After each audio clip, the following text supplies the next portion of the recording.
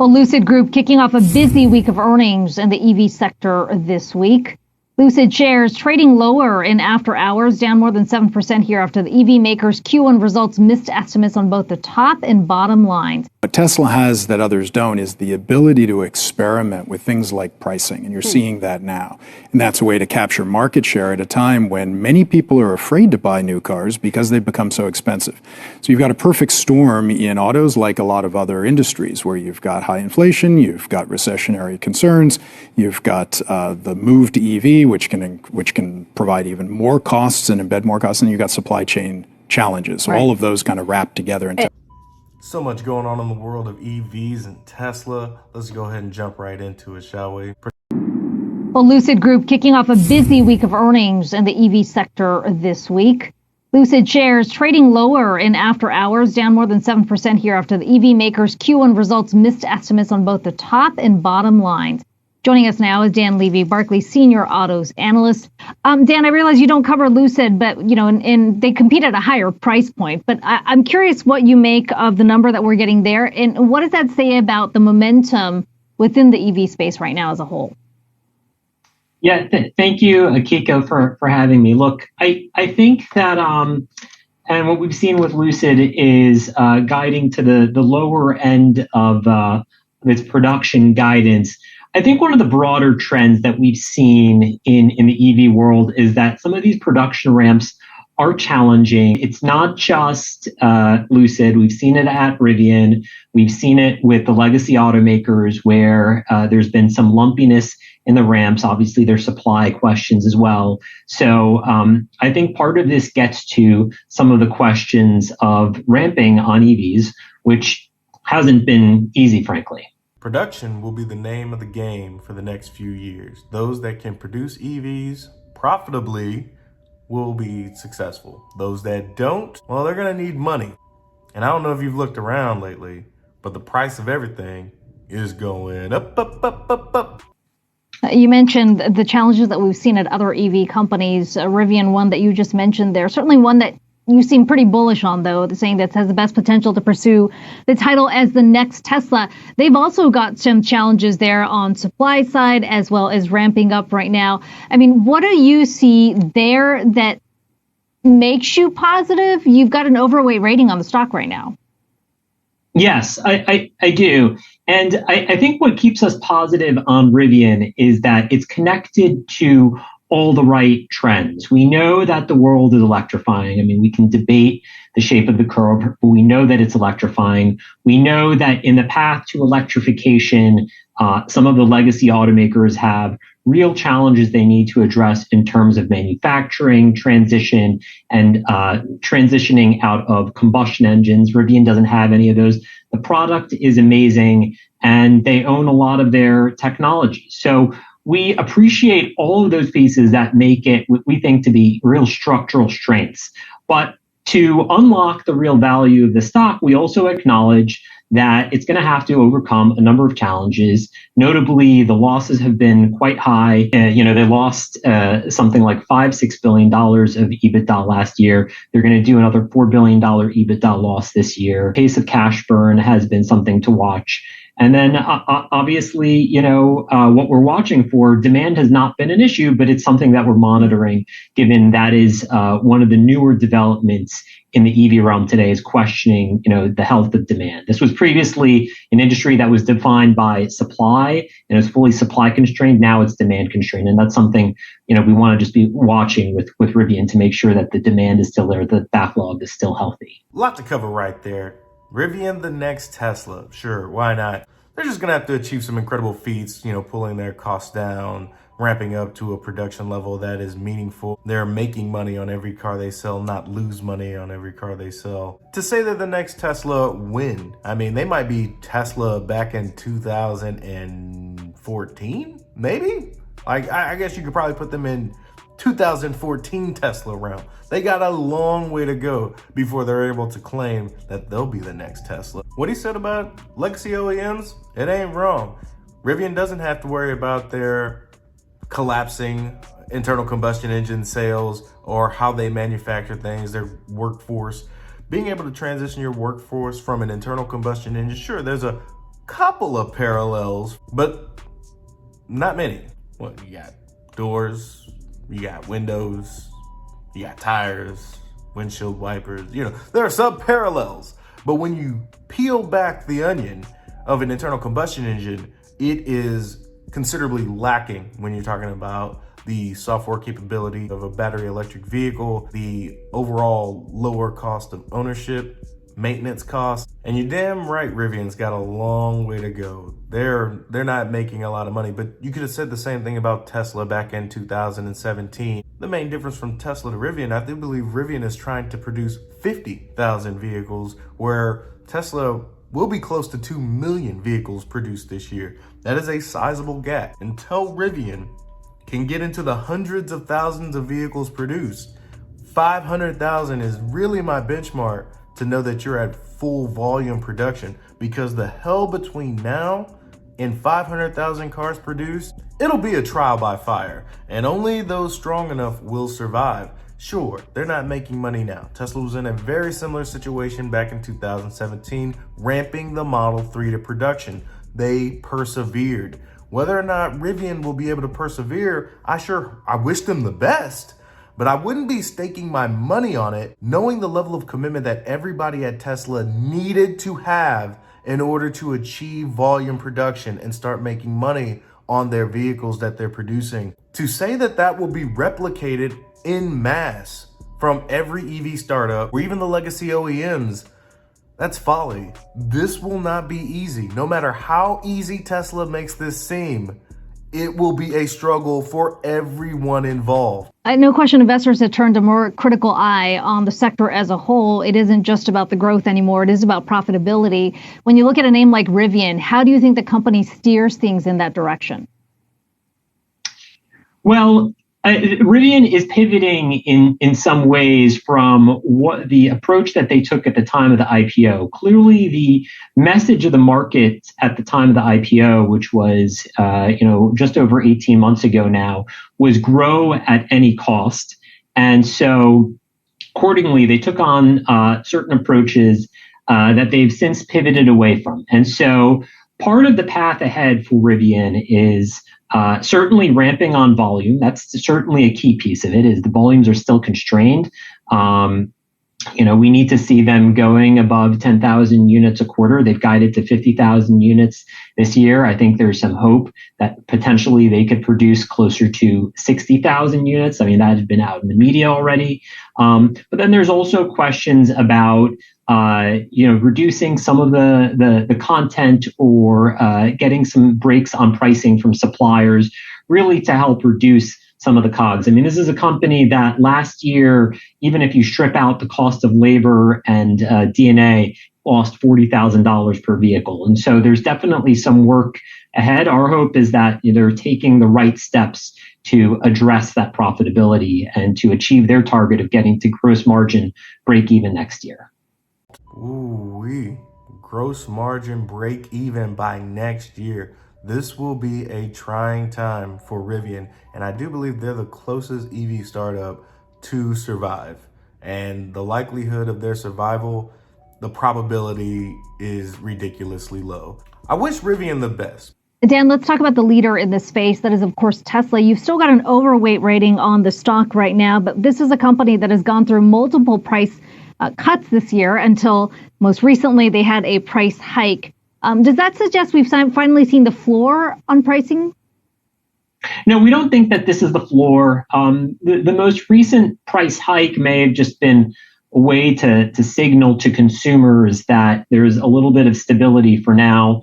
But our view is that as they continue to ramp on supply, which has been, Elon made it pretty clear on the last earnings call that they want to ramp on volume. The more supply you have hitting the market, there's probably going to have to be more price cuts to unlock that supply. Our view on the stock is that, look, the current fundamentals are challenged. We are seeing the question of what's the floor on margins, What's elasticity of demand? These are all real questions, and it's making the fundamentals somewhat challenging. Now, we do think that there's negative EPS revisions ahead for 2024. We're at roughly $4 of earnings next year. Consensus I see is closer to $5. What keeps us positive, though, is that they are still the leader in this transition. We know this transition is happening.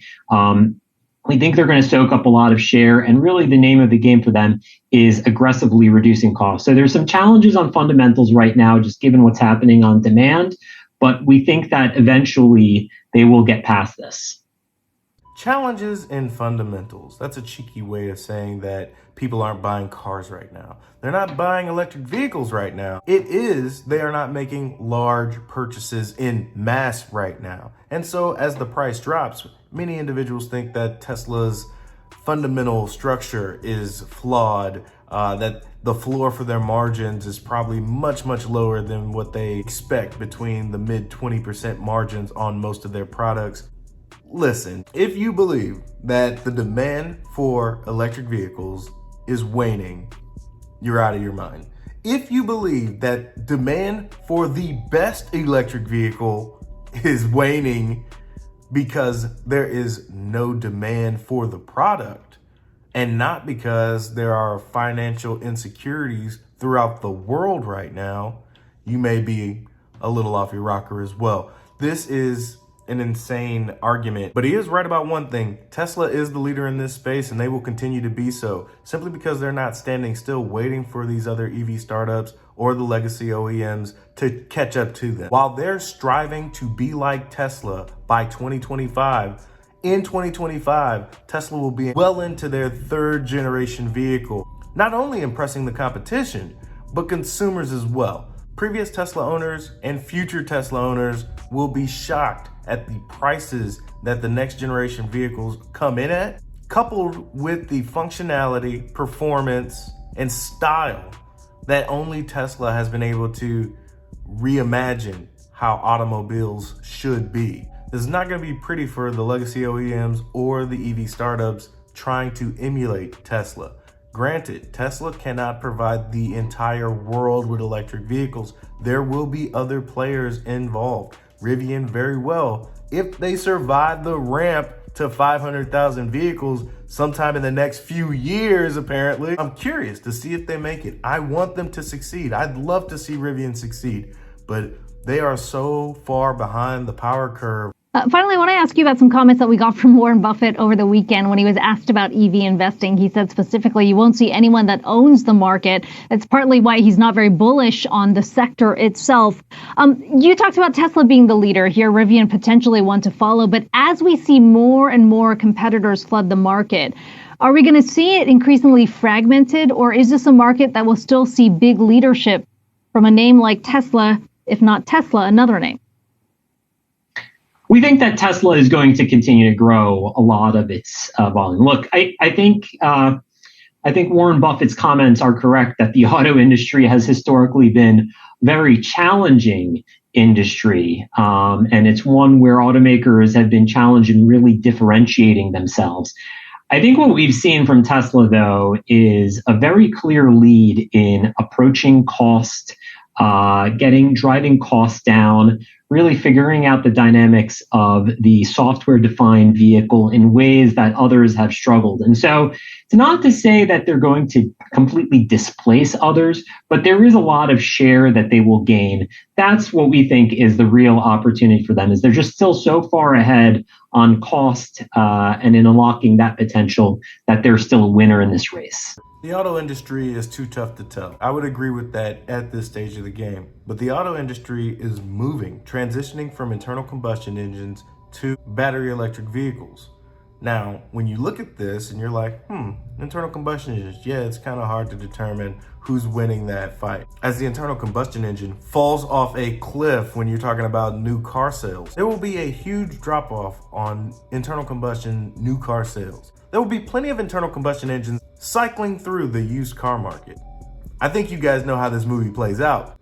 So if you take a look at the way that it stacks up to those guys, what exactly then does that say about the future for Tesla? versus a GM or a Ford or a Volkswagen who have grand EV ambitions of their own? I think all of the OEMs, the major manufacturers, are actually doing pretty well. And we can talk about a 62, we can talk about 69, 65, where a lot of the major manufacturers are congregating ratings-wise. And those are low-risk ratings. Over 90% of companies that have failed in the last 20 years have been rated 40 and below. So the companies that are rated 60 are actually really quite strong. What Tesla has that others don't is the ability to experiment with things like pricing, and you're seeing that now. And that's a way to capture market share at a time when many people are afraid to buy new cars because they've become so expensive. So you've got a perfect storm in autos, like a lot of other industries, where you've got high inflation, you've got recessionary concerns, you've got the move to EV, which can provide even more costs and embed more costs, and you've got supply chain challenges. So all of those kind of wrap together into 100%. He summed it up perfectly, and as you could see, a 90 in financial health.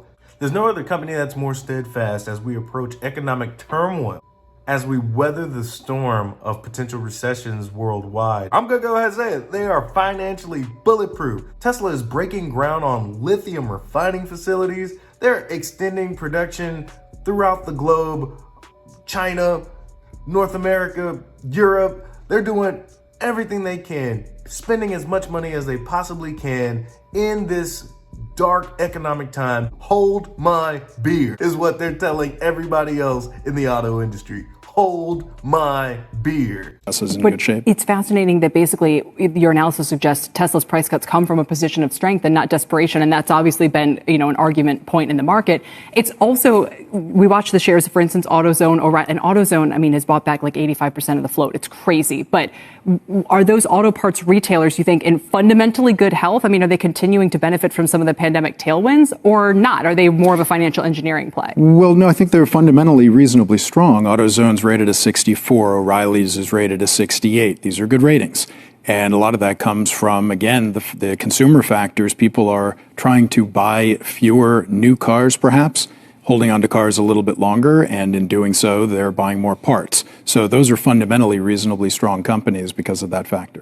You best believe it. Nobody's going to be buying internal combustion engines. What's going to happen to that leftover surplus? Yep, they're going to be broken down for parts. For those that want to keep their internal combustion engines going, they're going to be used as maintenance, life support for the used car market. But that's it.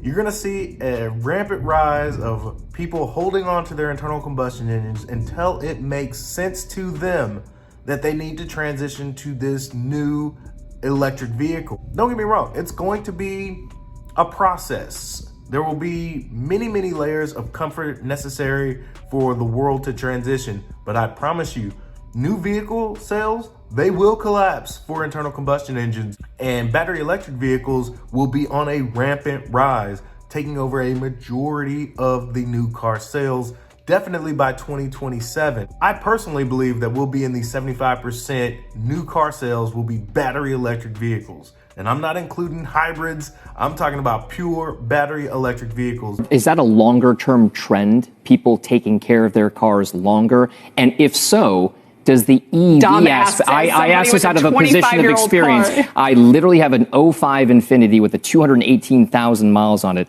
I've been paying for the upkeep. It's costing me more now. But can you do the same with EVs that you can with my internal combustion engine vehicle? I'm worried you're not driving your car hard enough, but Definitely. We don't know yet what the lifespan is on parts for EVs. We just haven't gone through enough cycles.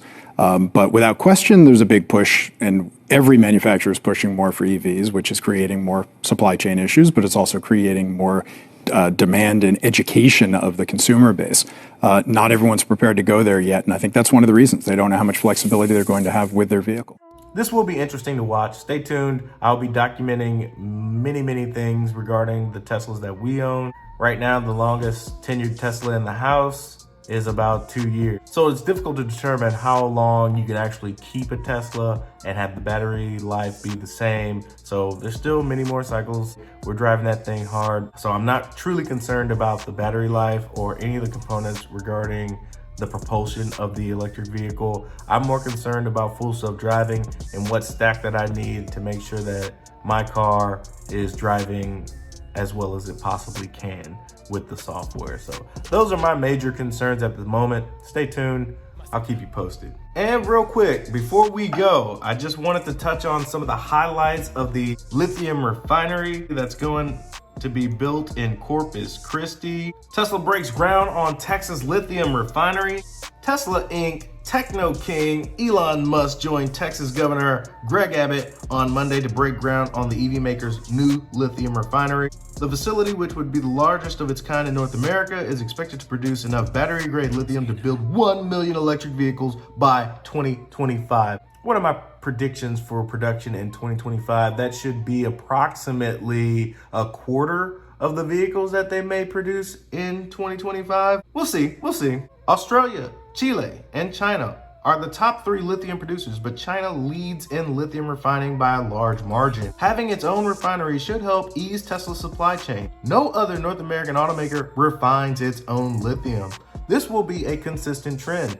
Tesla doing something that nobody else in the industry is doing because they have the foresight and the testicular fortitude to go outside of the box and do what needs to be done.